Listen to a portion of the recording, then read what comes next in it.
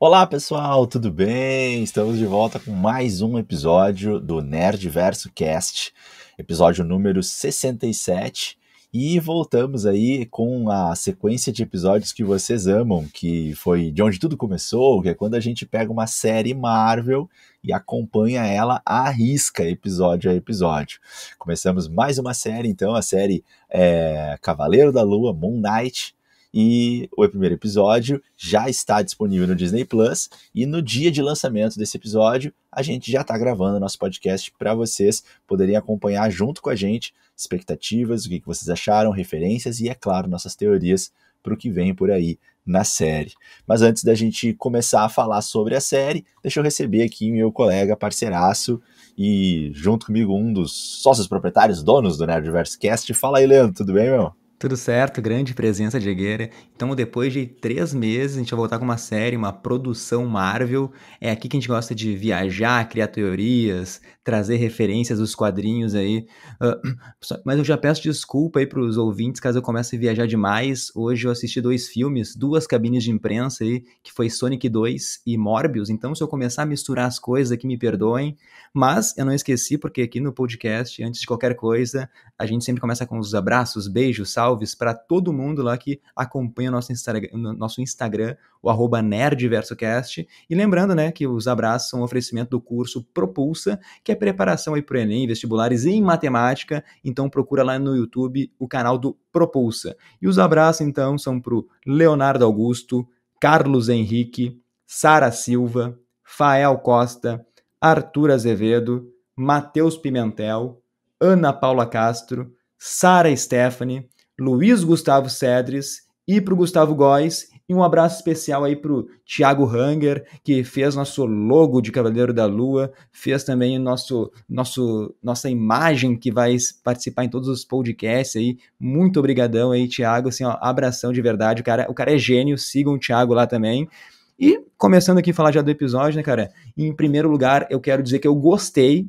É algo diferente, assim, de tudo que a Marvel ela já fez, mas tem aquela fórmula, assim, por trás, né? Isso me incomodou um pouco. Eu acho que teve piadas desnecessárias, como, por exemplo, aquela hora que o Steve Grant lá tá naquela perseguição de carros com a van, um dos bandidos invade ali e eles fregam um cupcake na cara do bandido, tipo assim, nenhum sentido.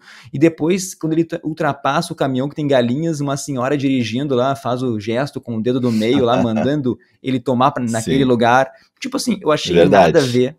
Eu entendo que é difícil a É, Marvel ela mudar drasticamente, assim, até foi isso que ela construiu, né? Deu muito dinheiro para ela, tirou da falência a Marvel lá.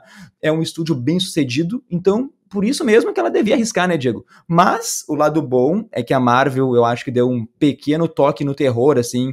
Eu tava vendo a série às 4 da manhã, por exemplo, chovendo, um monte de raio lá fora, e daí eu curti aquela cena do elevador, por exemplo, e mas assim, essa é a minha única crítica, tá, meu? Porque de resto tá muito foda. A Marvel conseguiu apresentar, assim, um dos personagens mais complexos da editora, vamos dizer. A Marvel misturou nesse episódio aí comédia, ação, horror, aquela insanidade descontrolada, assim. Então, cara, de resto eu vou falar depois, Diego, vou deixar um pouquinho tu falar aí, quando a gente for comentar algo mais específico, eu volto a falar nesses tópicos. Mas faz aí tua breve fala, sem tantos spoilers do episódio, Diego. boa. Bom, em parte eu concordo que a Marvel traz algo um pouco novo, mas concordo contigo que continua bem sobressalente a fórmula Marvel, né? A receita a Marvel continua assim aparecendo muito. Eu imaginava que teríamos menos assim essa presença da receita da fórmula Marvel, né? Com as pitadas de humor, com a pegada não tão escura, não tão sombria, né? Eu imaginava que teríamos algo mais sombrio, algo mais Gotham City, né? Com o perdão aí da mistura do crossover aí na minha fala, né? Mas vocês entendem o que eu quero dizer. Eu imaginei que nós teríamos algo mais sombrio. Tivemos, ok, mas ainda bem híbrido, né? Entre uma série um pouco mais sombria e as brincadeiras e a claridade e a questão mais infantil da Marvel, né? E o pouco sangue, o pouco de nervo exposto, né? Assim, aquela coisa mais contida, mais censurada. Então, nesse sentido, eu fiquei um pouco decepcionado, mas também não dá para se iludir e achar que de fato a Marvel iria ousar demais, como tu falou muito bem aí, Leandro, apenas repetindo a tua fala, né? Eles já estabeleceram já uma forma de trabalhar, um conteúdo, e hoje todo mundo já espera esse conteúdo da Marvel, então mudar demais isso realmente é até um pouco insanidade, né? Não faz sentido, eles já construíram já uma reputação em cima disso, então a gente já espera que as produções vão nessa direção. Seria, né, talvez até um pouco sacanagem se não vier nesse sentido. Mas eu gostei do que a série apresentou, achei um pouco cansativo o início, achei que o início ali foi um pouco arrastado, concordo contigo que algumas piadas não foram necessárias, entendi que o episódio está focado na caracterização ali do personagem e da sua do seu transtorno, né, ali, da sua dupla personalidade, então o episódio força bastante isso, né.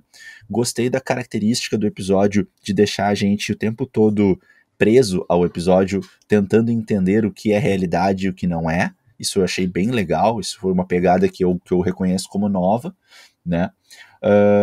E também o lance do leve terror e um pouco de suspense foi legal, foi interessante, mas foi bem suave, né? Bem suavezinho. Sim. Então agora, entrando nos spoilers a partir de agora, a gente é apresentado nesse episódio ao Steve Grant ali, um funcionário de uma loja de presentes de um museu lá de Londres lá. Ele tem um conhecimento, digamos, profundo, né, Diego, sobre os deuses e a cultura egípcia.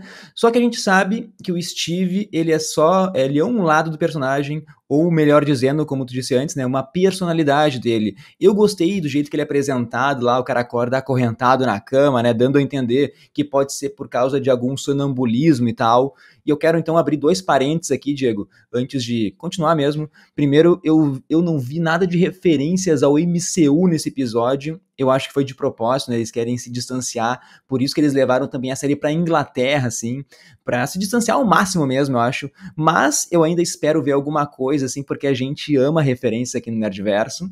E a segunda coisa é falar sobre o Steve Grant, que nos quadrinhos, né, ele é uma personalidade do Mark.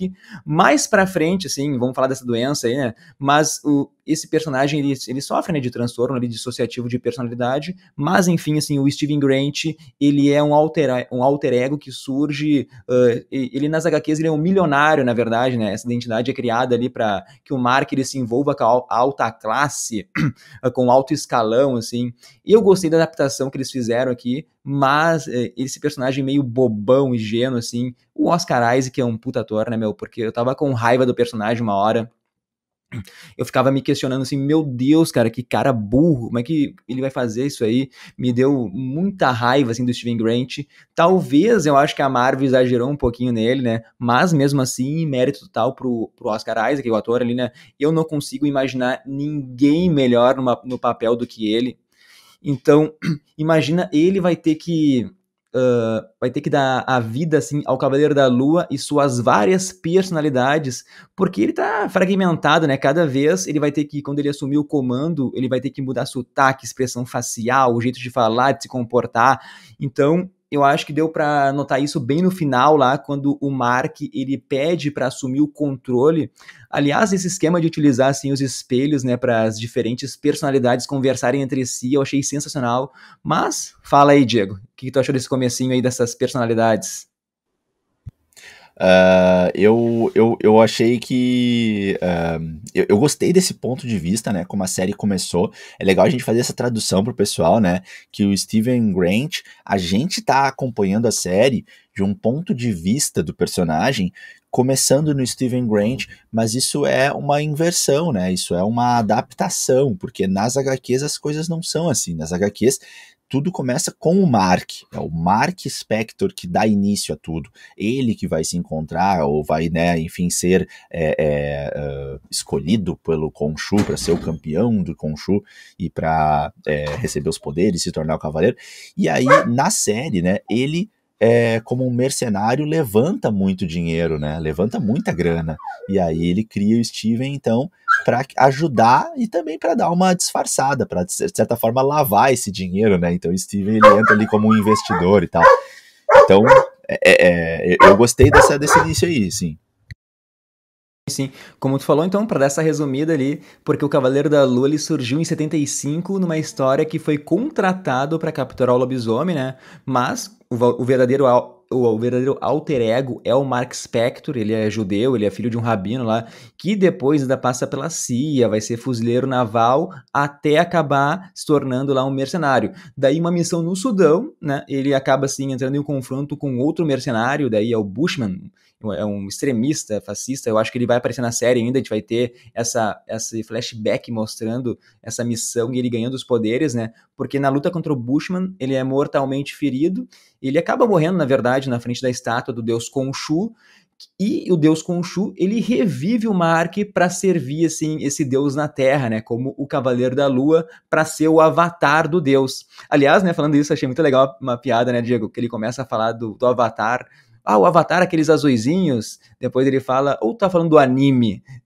Essa piada eu achei genial. Eu gostei. Não sei o que tu achou. Sim, sim, sim. E piadinha ousada, né? Porque Sim. Avatar justamente brigou com eles na questão, né, do filme com a maior bilheteria da história, né? Lembra que o Ultimato foi lá, estendeu o tempo no cinema depois que já tinha saído de cartaz, para bater Avatar, e depois Avatar foi lá e fez a mesma coisa, estendeu o tempo de cinema, voltaram para bater Ultimato, então rolou uma rixa, né, forte aí entre os dois estúdios, entre as duas produções, né, e aí a piadinha da Marvel, né, justamente com esse grande aí rival, né? Sim. Aliás, segunda vez que a Marvel faz isso, né? Ela também tinha feito isso em Eternos, quando fez as brincadeiras com a DC, né? Com o Super-Homem lá. Dessa vez, né? Mas como a Marvel comprou a Fox ano passado, retrasado, agora a Avatar a Disney, desculpa, como a Disney comprou a Fox, né? Agora Avatar faz parte de todo mundo lá, então dá pra brincar à vontade também. Verdade. Não é verdade. Tá tudo em família, tá tudo em casa. Em Eternos foi mais pegado mesmo, citar a irmã DC. Exatamente. E na piada rápida ali, ele também fez do anime, né? Do anime Avatar, né? Sim, o último mestre do ar. Mas eu acho legal, acho muito legal essas piadinhas, assim. Mas só pra acabar, então, Diego, eu tava falando dos quadrinhos, né? O Mark, ele desenvolve, assim, esse transtorno dissociativo de personalidade por um trauma de infância, quando ele descobre lá que tem um rabino que é amigo da família lá, mas, na verdade, ele é um nazista, ele é um serial killer de judeus, né? Então... Mas também depois nos quadrinhos tentaram mudar a origem da doença, os fãs ficaram loucos com isso, não gostaram. Então eu acho legal a gente debater e teorizar também o que pode acontecer na série, cara. Aliás, eu achei muito legal a montagem, cara, muito boa pra mostrar que ele tem esses apagões, assim, principalmente na perseguição de carros. Lá eu achei muito engraçado também o Deus Khonshu, ele vindo com aquela voz na cabeça do Mark, assim. Depois eu quero falar que isso lembra Venom também, a gente pode até tentar comparar. Eu também pensei a mesma coisa. Mais pro final a gente pode falar sobre isso. Mas é muito legal aquela voz, né, que ele fica de cara quando o idiota, entre aspas, assume o controle, né. Mas, fala um pouco, quer falar alguma coisa antes de eu falar das minhas teorias, de como ele pode abordar, assim, esse transtorno na série, Diego? Cara, não, as minhas falas são outras, acho que tu pode falar sobre isso. Na verdade, eu ia falar só sobre o iniciozinho, já que a gente falou do início ali, Leandro, só uma contribuição rápida, né, que a gente começa com o aquáriozinho e o peixe de uma nadadeira, né, inclusive depois a gente tem a brincadeira, inclusive depois, né, avançando um pouquinho, mas ainda falando do peixe, né, quando ele vai lá no local lá onde vende o peixe, enfim, né, lá não sei como é que vai chamar, enfim, mas e a mulher atende ele, e aí a mulher mexe com ele e fala do Nemo, né, porque de fato, né, o peixe que tem uma nadadeira só, né, eu lembrei na hora. Né, o filho do Marlin, e até parece um pouquinho, né, não é um peixe palhaço, mas parece um pouco o nome do episódio, né, o problema do peixe dourado, e também no aquário, né, do Gus, o peixe, a gente tem ali uma caracterização que já familiariza a gente com o ambiente egípcio, né, porque dentro do aquário a gente tem uma pirâmide, a gente tem uma cabeça de uma escultura egípcia, também ali naquele aquário, a gente tem um obelisco ali, que até me lembrou um pouquinho o obelisco de Homem-Aranha de Volta ao Lar, não, De Volta ao Lar, tá certo? E também a gente tem tipo um santuário um pouco mais quadrado, assim. Então ali já começa a caracterização dessa paixão dele, assim, pela cultura egípcia, né? E a gente tem o alter ego, né? Steven, criado pelo Mark. Então o Mark é o relacionado com o Khonshu. O Steven não, o Steven é só um funcionário de uma lojinha. Mas, claro, qualquer coincidência, qualquer semelhança, né? Não é mera coincidência. A gente tem ali ele apaixonado pela cultura egípcia. Por quê? Porque nós temos a ligação com os deuses egípcios, né? Então não é só uma coincidência. Só para traduzir melhor isso para a galera. Sim. Então, a série, falando agora dessa tal doença do Mark, né, do Steve, como é que a série pode abordar nas HQs, né? Por exemplo, na série, desculpa, ela pode mostrar um flashback, assim, do Mark desde criança sofrendo com isso, depois dessa doença nunca mais aparecendo, ele vivendo uma vida normal, até encontrar, então, o Deus Khonshu. Daí eu acho que a Marvel pode fazer algo bem parecido com a HQ e tal, trazendo até o vilão Bushman, como eu comentei antes, né, Diego?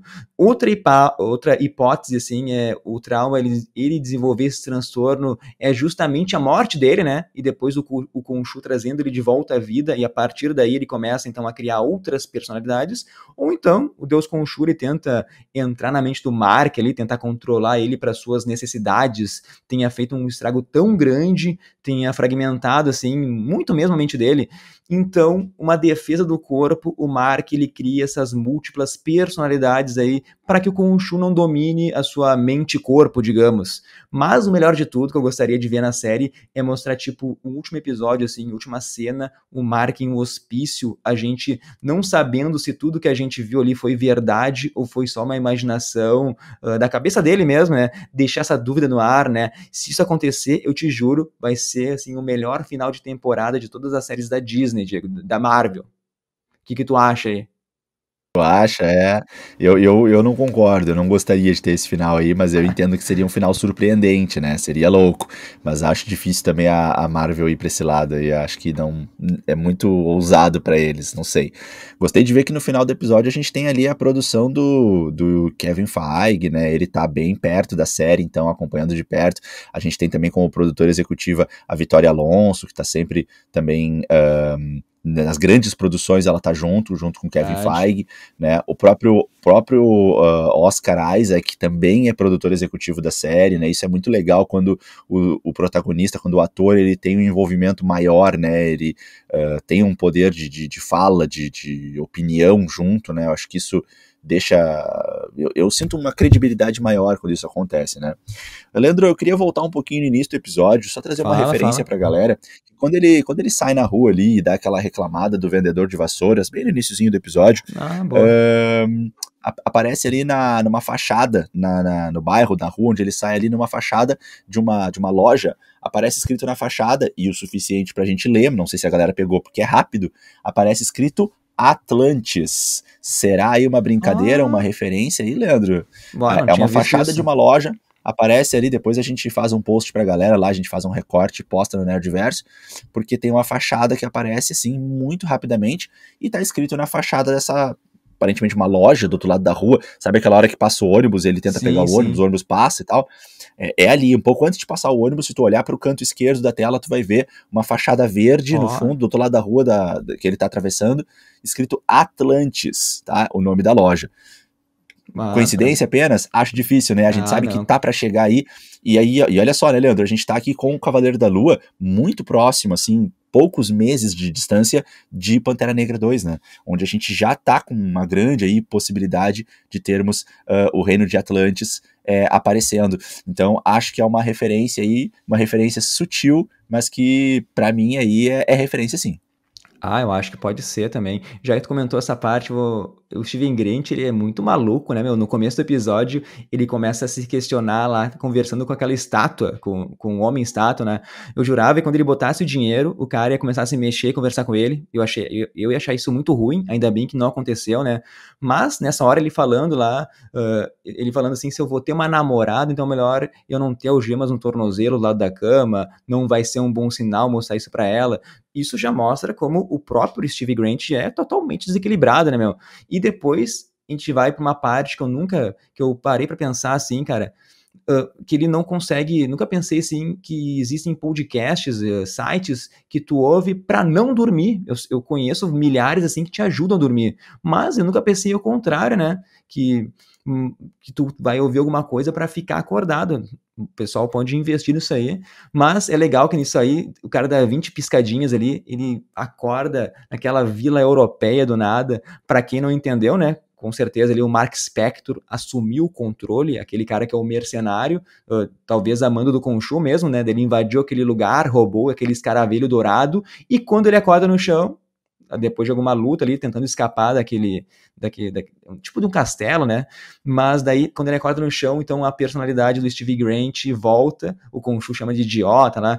Então é muito legal quando essa personalidade assume o corpo, assim. Com a mandíbula deslocada, né, Leandro? Isso! Ah, com a Ele mandíbula... volta com a mandíbula deslocada, cara. Que louco, né? O cara, imagina tu acordar sem saber onde tu tá e com a tua mandíbula deslocada. E aí ele faz uma cara assim de apavoro, né?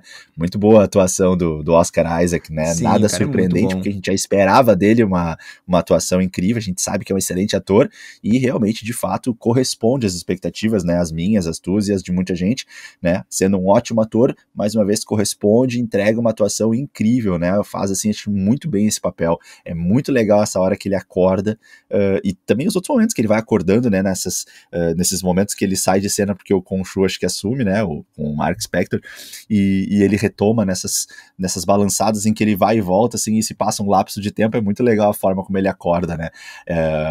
A gente falou de algumas piadas desnecessárias, mas, por exemplo, na hora que ele acorda com o caminhão indo de ré, eu ri bastante, cara, achei muito engraçado, a hora que ele acorda e o caminhão tá voltando, é muito legal aquela parte. Tipo assim, essas aí do caminhão, eu te falei, né? Eu achei legal quando tem essas quebras no caminhão que assume e volta e tu não sabe o que tá acontecendo. Essas quebradas de edição é legal. Não gostei da piada do cupcake, da velhinha. Isso aí, Não, isso sim, verdade, não nada a verdade. ver. Mas, Desnecessário. já que a gente tá naquela vila europeia, já vamos falar do vilão. O ator ali, o Ethan Hawke, é outro baita ator, né, meu? No pouco tempo de tela ali, ele já entregou pra mim um grande vilão, já tô com medo dele. Eu ainda acho que ele tem cara de Drácula, tá? Ele seria um belo Drácula da Marvel, mas tudo bem, né? Sim. Ele aqui é o Arthur Harrow, é um personagem que já apareceu lá numa HQ, numa única vez, um cara insignificante, então a Marvel só pegou um nome lá e vai adaptar. No podcast que a gente fez de teorias, eu disse que podia ser o Anubis o grande vilão, né? Tentei chutar um vilão. Tipo assim, que o próprio Arthur, né? Ele seria o avatar do deus Anubis. Eu acho que eu errei, né? Mas talvez seja um outro deus egípcio, porque o Anubis... mas faz sentido. O Anubis, ele é o deus dos mortos. Na verdade, ele é o responsável por guiar os mortos até o além lá. E daí, o Anubis, antes de fazer isso, ele vai ver se tu pode ir ou não, né? Ele, com uma balança, ele coloca de um lado o coração da pessoa e do outro lado uma pena. Se o teu coração for mais leve que a pena, tu teve uma vida ali de bondade, a bondade prevaleceu, tu pode seguir adiante. Mas se teu coração for mais pesado, meu amigo, daí tu tá fudido, né, Diego? Tu vai ser encaminhado ao deus, a deusa Amit, acho que é Amit que se fala, e da deusa Amit, ela devora os pecadores, ela é a punição em pessoa, né, que é a deusa Amit, é quem o Arthur lá, né, o vilão, ele tá dizendo que está amando dela. Então eu acho que o Nerdverso pode ter um 80% de acerto, porque a gente chegou a comentar sobre isso, né, Diego, nas nossas teorias. Sim.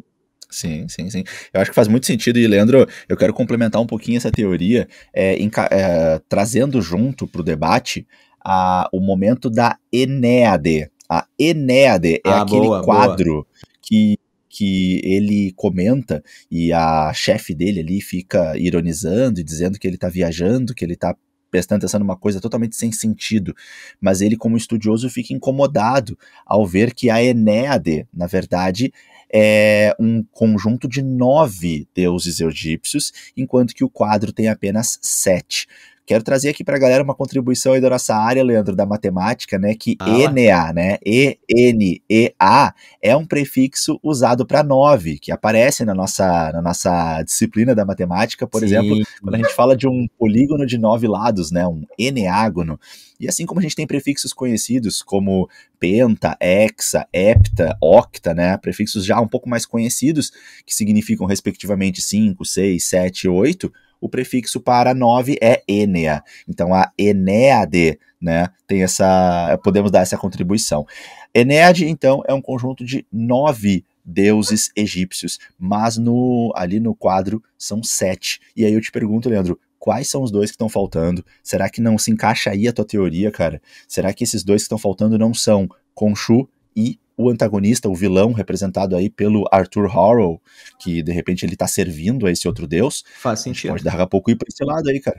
Talvez Sim, faz possa ser algo sentido. assim. Acho que pode ser. E voltando para aquela vila lá, então vamos falar do Arthur Harrow, né, o vilão ali. Ele tem uma balança, né, Diego, tatuada no braço, e parece que todos os seguidores também têm, né? Mas tá rolando então um ritual naquela praça pública lá, e um homem se oferece para ser julgado. Mas daí eu te falo, né, meu, bem capaz que eu, Leandro, eu iria me sujeitar assim a isso, né, meu? Não tem nada a ver, assim, eu não devo nada a ninguém, né, Diego? Mas vai saber, né? Eu não sei se tu seria corajoso ali de oferecer a tua alma para julgamento, Diego. O que tu acha? Não, com certeza não, com certeza não. Mas Lembrando, né, que o início do episódio, né, Leandro, a primeira cena do episódio é a caracterização do Arthur Harrow, né, quando sim. ele coloca os cacos de vidro das as alpargatas, das sandálias que ele usa ali, né, do Uhum. sapato, do calçado que ele usa, e ele usa então com o pé descalço sobre os cacos de vidro. Sim. Leandro, o que eu acho que pode ser isso? Para mim isso é sacrifício feito aos deuses, a um deus que ele está servindo, né? Sim, sim. Então ali eu acho que é algum tipo de conexão que ele tem para manter os poderes, para manter a ligação dele com aquele deus com o qual ele deve estar servindo, que eu não sei bem qual é, mas eu acredito que aquele lance do caco de vidro, porque não teve nenhuma outra referência, né? E é visível que ele tá com algum poder, né, com ele, né, aquele Sim, sim. ser ali que parece ser um ser humano, ele tá com algum poder, a gente vê ele mexendo na Uhum. tatuagem, a gente viu ele ali, né, sendo o agente ali de quem acabou encaminhando a morte ali da velhinha, né, Sim, vou que falar sobre não isso. teve um julgamento bom, então acredito que aquele ritual que ele faz com o caco de vidro lá no início, que ele faz um ritual com o copo, né? Até uma coisa assim, meio de oferenda, né? Então ele toma ali um gole de alguma bebida, aí ele vira aquela bebida, daí ele faz então embrulhado num pano, então tudo aquilo ali me pareceu muito um ritual que acredito eu que com o final do ritual é um ritual que termina com um sacrifício, que é algo clássico nas culturas em geral, né? Uhum. Que envolvem aí uma relação dos seres humanos com entidades, com divindades. Frequentemente se acredita nos sacrifícios, né? Uma forma de tu oferecer algo em troca, né? Em troca de poder, em troca de ajuda com alguma entidade. Eu te falar isso, né, meu? Porque uma pedrinha no sapato já me incomoda um monte. Imagina cheio de caco de vidro, o cara tá sofrendo ali. Eu ia te perguntar isso mesmo, eu tinha uma dúvida, né? Por que aquela cena no início tem a ver com o contexto, né? A dor vai dar mais poder ali pra deusa Emmett, porque deve ser a Emmett e o Anubis juntos, alguma coisa deve ter. Algum deles, com certeza, tá no comando aí do Arthur, né? O cara também, ele é um fanático religioso ali, né? E só pra constar, Diego, tu sabe que música que tá tocando ali no início, quando ele tá botando as pedrinhas? Não, Eu cara, fui dar uma pode me pesquisada, falar. né? Botei ali o Shazam na hora pra dar a pesquisada. É do Bob Dylan, Boa. né? Eu acho que o nome da música é Every Grain of Sand, mas eu sei, né? Que se Uhum. tu for traduzir a letra ali, é uma alusão à fé, à espiritualidade, né? Que daí tem tudo a ver, né? Com esse líder ali, esse líder desse culto maluco aí que ele é. Mas, só Boa, voltando pra falar boa. daquele ritual lá, meu, o primeiro cara que vai é foda, né? Lá dá as mãozinhas pro Arthur lá, ele fala que as pessoas estão servindo a nossa deusa antes que ela acorde, ele fala isso, né? Ele diz algo do tipo assim, ó, Uhum. eu julgo você em nome de Emmett, com apenas uma fração do seu poder, daí a balança fica verde, o homem passa no teste, né? Mas depois vem aquela senhora que tu falou, daí não passou de guerra, né? A balança ficou vermelhinha ali, ela bateu o pé dizendo que teve uma vida justa, e o Arthur, ele vai lá e diz que o julgamento pode ser algo relacionado com o futuro, né, meu? E daí a véia cai dura, cai morta ali. Daí eu acho uma sacanagem isso, né, meu? Pô, daí virou tipo o Minority Report, tipo o filme do Tom Cruise lá, né, meu? Que as pessoas são Uhum. pré-julgadas por crimes que nem foram previstos ainda acontecer, quer dizer, crimes que estão previstos a acontecer que não aconteceram. Eu amo muito quando acontece esse plot, assim, eu acho que dá pra falar muito sobre isso. E Sim, ele é fala, né, polêmico. meu? Né, então, o que dá pra pensar? Talvez a deusa Emmett, ela deve ter sido aprisionada pelos seus amigos deuses egípcios, né, Diego? Por causa dessa sede de morte aí, conseguiu de alguma forma aí que o Arthur ele seja o avatar dela na Terra ali. E aquele escaravelho dourado, com certeza, é um artefato aí que ele é tipo parte dessa busca para libertar a deusa Emmett, Diego. Pra mim é isso. Sim, sim. Sim, sim, sim. É, claro que eu não posso deixar de fazer uma piadinha das minhas piadas que não são engraçadas, mas que são inteligentes, né? Que é o seguinte, né, cara? Quando eu vi aqueles cara velho, eu fiquei na dúvida quem é que ia vir, né? Se ia vir o Cavaleiro da Lua ou se ia vir o Shazam, né? Ou, Besouro na verdade, Azul. o Scaravelli seria mais o Scaravelli seria, o Besouro Azul, seria, né? E também tem o Scaravelli relacionado com Adão Negro também, né? Então o Scaravelli, ele tá bem presente na cultura da DC também. E do Mas Egito, né? é clássico, né? É do Egito, né? Bem clássico do Egito, né? A gente também Sim, tem, na sequência de filmes da Múmia, a gente também tem o Scaravelli aparecendo, sim. a gente tem a maldição do Scaravelli, então o Scaravelli é bem icônico, né? Na cultura. Só um comentário rápido aí, Leandro, uma brincadeira. Fala, fala. Quando tu falou da música do Bob Dylan ali, Every Grain of Sand, tomara que seja essa música mesmo, porque daí nós temos, na verdade, uma dupla referência, né, Leandro? Não é apenas a questão religiosa que tu trouxe, que para mim é a questão primordial, mas também a brincadeira com a areia, né, Leandro? Que a areia é um Sim, símbolo também muito forte na cultura egípcia, né? Tudo é areia, né? A areia é o que tem por tudo. E a areia tá presente na série porque ele coloca areia em volta da cama dele também, né? Então seria mais uma conexão. Uma outra brincadeira, Leandro, que eu trago pra gente conversar é mais uma van ou mais um meio de transporte engraçado, né? A gente verdade. tem lá no Homem-Formiga, né? A van com aquela buzina engraçada de quando o Luiz busca, né, o Scott Lang na prisão. A gente tem no Vazio, quando o Mobius pega aquele carro da pizza, né? Então a gente tem alguns veículos que são assim meio engraçados, assim, né? Que estão aparecendo aí nas produções mais recentes da Marvel. Mais uma Verdade. vez, agora foi o caminhãozinho do Cupcake, né? Que apareceu aí. Então, né? Nós tivemos também no Gavião Arqueiro ali, né? O Trust a Bro, né? As vans aí não era tão engraçado, mas sempre a gente tem um veículo relacionado a alguma empresa e com um toque de bom humor. Isso está acontecendo, está virando uma constante aí. Acho que é mais um elemento assim dessa receita mais recente, mais refinada aí da Marvel. Vamos ver se a gente tem tempo de fazer um post, então, trazendo todos os veículos, né, Diego? Isso é muito engraçado. Só pra fechar, então, a fala sobre o Arthur, né, meu? Primeiro, quero dizer lá aquela hora que ele tenta julgar o Steven Grant, a balança fica louca, parece que ela não sabe quem julgar, né, meu? Parece que aquele caos das múltiplas personalidades meio que acaba com o poder da deusa Emmett, ele para, né? Não tenta mais fazer isso. Primeira fala sobre isso. E pra acabar, tem uma hora que o Arthur diz também, né, que se a deusa Emmett estivesse por perto, teria matado o Hitler quando bebê, né, e evitaria aí o que aconteceu de mal no mundo. Nessa hora, Diego, eu me lembrei do Rhodes falando de matar o bebê Thanos. O que tu acha? Boa, cara, perfeito, perfeito. Me vem a cena na cabeça, né? Ele assim fingindo que tá estrangulando o bebê, assim, né? E o Hulk falando, o professor Hulk falando, né? Não, isso aí a gente não faz, isso não é a nossa conduta aqui como Vingadores, não é assim que a gente age. Realmente, Mas bem divertido isso. sim. Manda.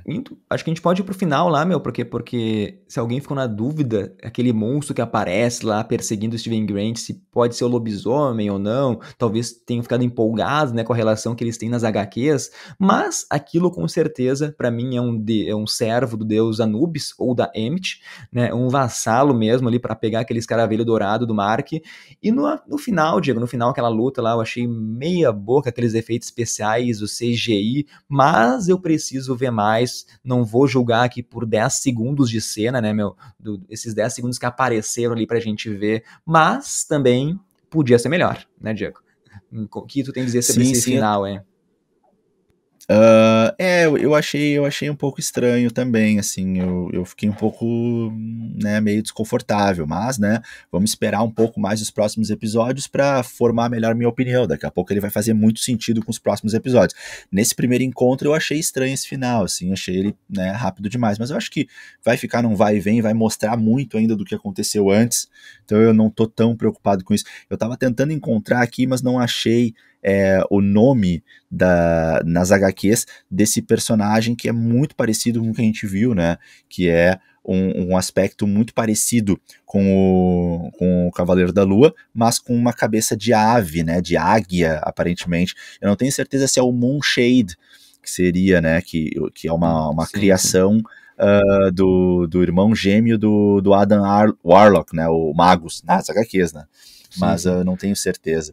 E tava Mas, voltando uma coisa que tu falou, né, Leandro, assim, tu tinha dito que nós não vimos nada nesse episódio relacionado com o MCU, e de fato eu também não percebi nada, né, e a gente fica naquela expectativa de ver referências, né, acho pouco provável, né, que a gente não tenha conexões, porque é legal falar, como tu também já entregou muito disso naquele vídeo, né, que tu mandou pra galera lá no YouTube, falando um pouco mais sobre o Cavaleiro da Lua, legal falar que o Cavaleiro da Lua teve sim nas HQs muitas conexões, tá? Ele já fez parte dos Vingadores da Costa Oeste, ele já teve uma ajudinha com os Vingadores Centrais, ele já fez parte dos Defensores, né?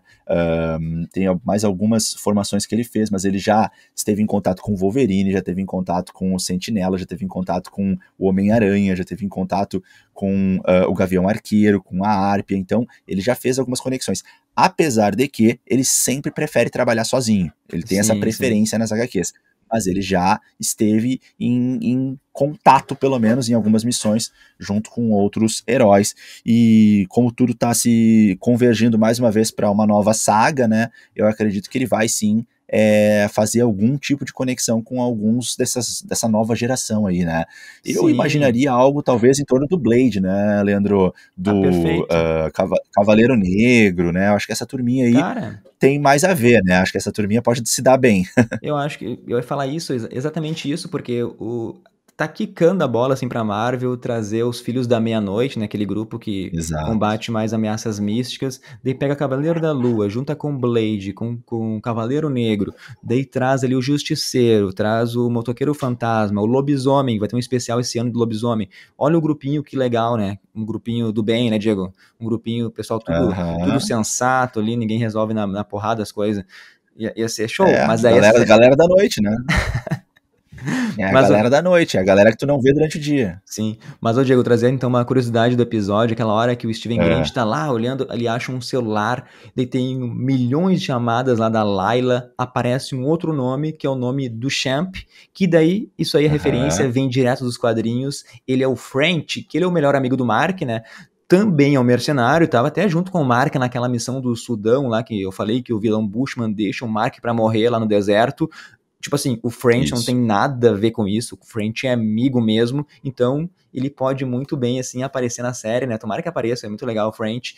E essa Layla, não existe nenhum nome referente a isso nos quadrinhos, mas também ela pode ser uma versão da Marlene, né? Que é tipo um interesse amoroso do Mark lá. Ele também conhece nessa missão do Sudão, mas não vou explicar nada aqui. Se realmente for uma referência, uma adaptação, a gente traz um próximo podcast, a gente explica ela, mas se quiserem ver no nosso vídeo no YouTube, tá lá explicadinho toda a história do French, do Champ, do Bushman, da Marlene e do Mark.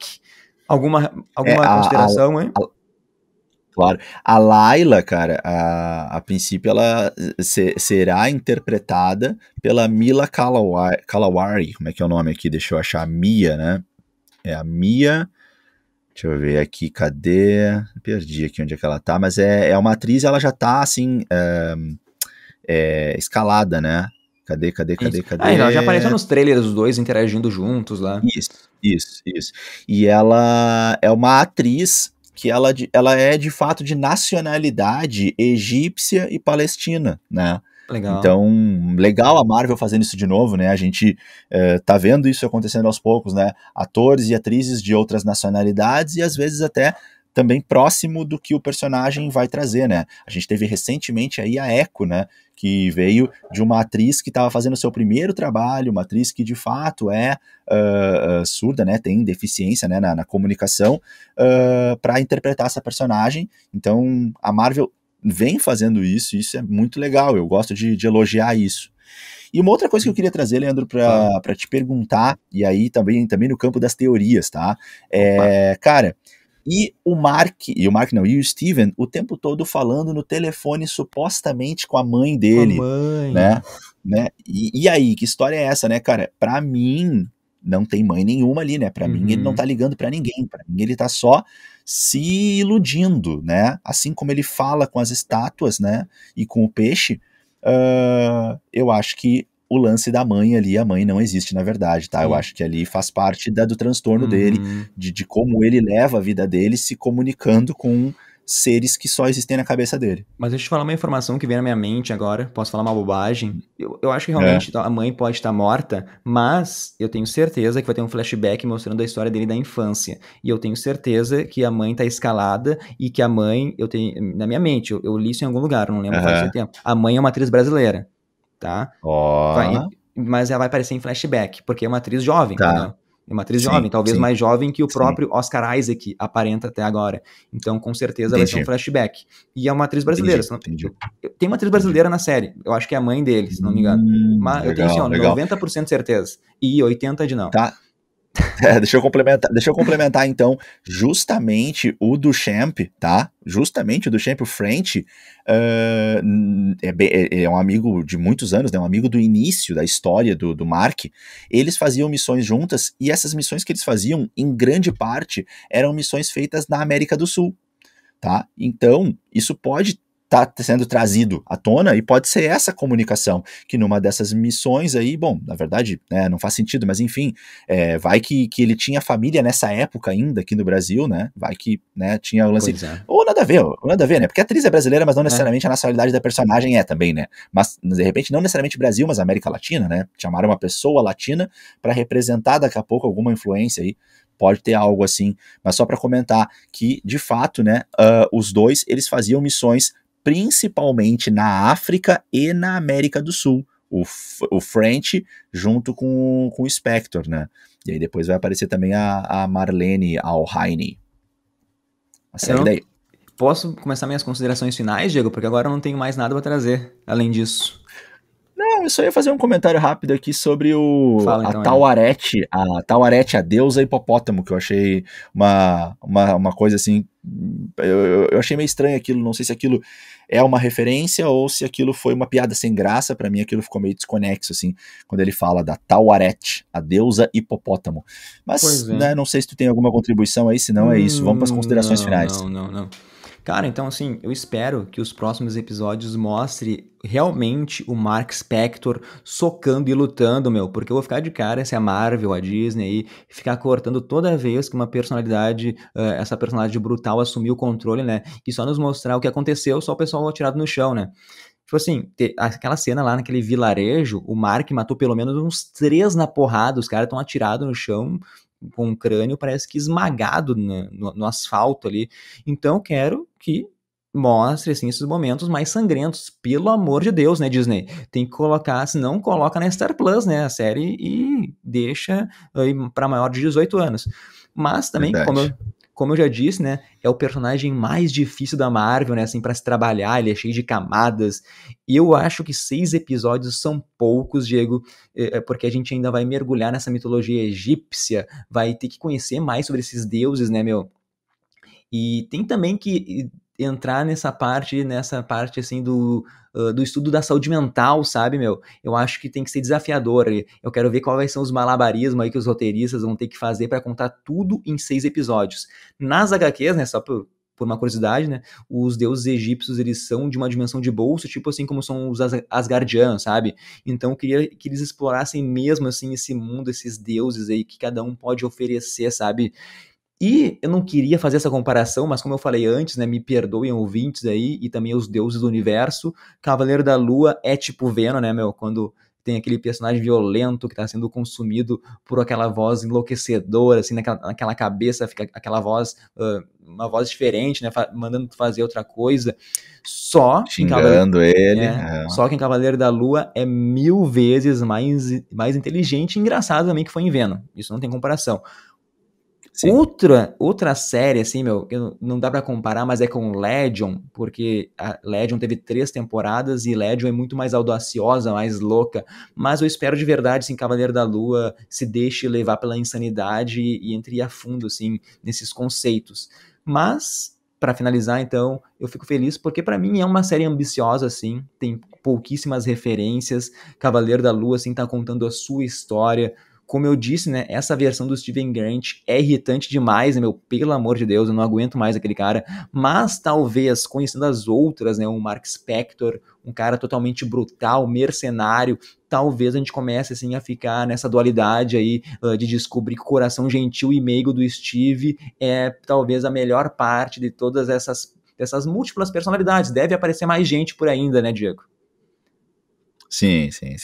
E enquanto tu falava, eu só queria fazer um comentário, assim, de uma situação que eu acho que ficou um pouco forçada, né, cara? Assim, o Steven Grant tem que ser muito noiado, né, com sérias sequelas aí, pra não descobrir que o dia que ele tava era domingo, né, cara? Ali eu achei Sim. que foi um exagero um pouco grande, né, cara? Não perceber que o dia era domingo. O cara tava muito sequelado, né, cara? Pra não conseguir em nenhum momento perceber que, sei lá, os ônibus estavam diferentes, o comércio estava diferente, a temperatura estava diferente, cara, não tem como tu não saber que é um dia diferente, não olhou pro celular em nenhum momento, cara, não viu ali que era domingo, sabe, programação na TV, nada. Então ali eu achei que foi meio forçada, né, É verdade. a Não, possibilidade o disso cara acontecer, totalmente, né, o cara? cara não olha celular nem nada, né? O cara só acorda e vai. O cara acorda, vai no Pois é. aquário, o cara acorda, vai no aquário, Aham. daí olha, tem um encontro, vai ninguém vê nada. O cara é fora da Tá realidade. louco, né? Ô, Diego, eu pesquisei aqui rapidinho, aqui, ó, realmente a Ah. brasileira vai ser a Wendy Spector, então vai ser mãe do Mark Spector, Uhum. então vai ser o verdadeiro eu, né, do personagem vai ser o Mark Spector. Uhum. Ela vai ser, a atriz é a Fernanda Andrade, nasceu em São Paulo. Não conheço. Uhum. Cara, ela fez, acho que fez Narcos, ela fez alguns episódios de CSI. Ela tem uma carreira lá fora mesmo. Legal. Carreira lá Oh, fora. legal, interessante. Tem várias Legal, sériezinhas que ela legal. apareceu aqui. Talvez Massa, outro dia a gente massa. pesquisa ao invés de pesquisar durante o podcast. Boa, entregamos aí também no Insta, no YouTube. Então tá, cara, eu da minha parte entreguei aí o que eu consegui me lembrar da série, e o que eu consegui captar aí de referências, de conexões. De fato, não tem tanta referência, né? É uma história nova. Legal que não é um personagem tão conhecido, né? Esse personagem, o Sim. Cavaleiro da Lua. Então, fica um pouco mais leve, né? Pra se construir, pra ousar, pra adaptar. Não vai ter uma cobrança tão grande, né? Poxa, mas nas HQs era diferente. Não, a gente tá com uma tranquilidade maior pra construir. E um lado diferente, né? Um lado um pouco mais sombrio, mas sem perder, claro, a essência Marvel, né? Que tem que ter a piada, tem que ter o cuidado, tem que dar uma filtradinha no sangue, né? Não pode ter nudez, não pode ter essas coisas. Enfim, primeiro episódio eu gostei, mas tô ainda esperando a série desenvolver mais, crescer mais. Vamos ver o que o próximo episódio nos reserva e vamos ver o quanto que a gente acerta de teorias. Sim. Essa série vai ser mais pra gente explicar o que tá acontecendo, tentar criar teorias aí. A gente quase acertou o vilão, ó. Quem viu o nosso podcast de teorias antes de iniciar a série. Mas é isso, né, pessoal? Obrigadão aí. Talvez durante a semana a gente faça um outro podcast antes do próximo episódio de Cavaleiro da Lua. Sigam lá o Instagram, o YouTube, tudo é Nerdverso Cast, procura no Spotify, nos agregadores, é Nerdverso, a gente tá em todos os lugares aí, obrigadão a todo mundo que manda mensagem, o carinho que vocês enviam pra gente, o que faz a gente vir todo dia aqui, toda semana, querer gravar um episódio e fazer essa entrega de um podcast, assim, com um teor que entregue muito conteúdo pra vocês aí, e obrigadão a todo mundo mesmo, Diego. Valeu, então. É isso aí, Leandro falou tudo e mais um pouco. Aproveito para lembrar também aí quem ouve a gente, se tiver interesse em fazer algum tipo de anúncio, pode entrar em contato com a gente pelo nosso e-mail, tá? O nerdversocast@gmail.com, que a gente também pode conversar e avaliar propostas de anúncios, né? Assim como nós temos aqui o nosso parceiro Propulsa Matemática Preparação para Enem e Vestibulares. E deixar aquele abraço também para todos que estão junto com a gente aí, né? Fazendo as parcerias com a gente aí, como cinemas, os streamings, as agências de marketing que estão junto com a gente aí, que ficam trocando as parcerias e a gente, por meio disso, também tá bem informado, tá com atualizações para vocês, tá com as referências. Então, um grande abraço aí para nossos parceiros que estão com a gente na correria. E era isso, Leandro. Acho que foi muito legal, mais um episódio aí massa, em que a gente espremeu aí, esfarelou tudo que podia desse primeiro episódio de Cavaleiro da Lua. Então, gente, aguardem aí para mais episódios, para mais produções, para mais novidades. Como sempre, estamos sempre com vocês entregando tudo que a gente pode do universo nerd, do nosso Nerdverso. Valeu, galera, um grande abraço e até o próximo episódio. Falou, tchau, tchau.